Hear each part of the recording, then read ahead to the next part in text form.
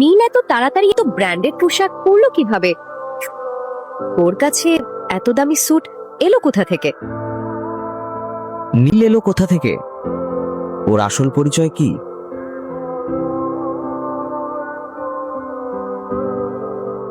সে কি শুধু একজন জামাই,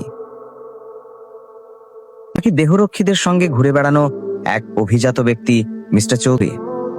ব্যবসায়ীরা ওর চারপাশে ঘুরছে কেন? সবাই ওকে মিস্টার চৌধুরী বলে ডাকছে কেন? নীল কি সত্যিই এত ধনী? আর যদি তাই হয়, তাহলে সে এখনো গরিবের জীবন কাটাচ্ছে কেন?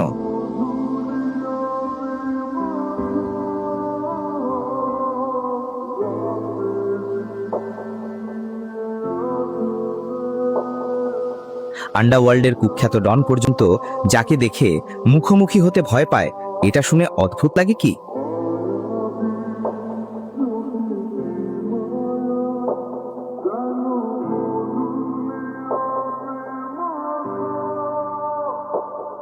সেই গোপন রহস্য কি, যার জন্য শহরের প্রতিটি বড়লোক নীলের নাম শুনেই কেঁপে ওঠে? তুমি কোথায় যাচ্ছ? আজ বাবার মৃত্যু বার্ষিকী, তাই আমি একটু মন্দিরে যাচ্ছিলাম।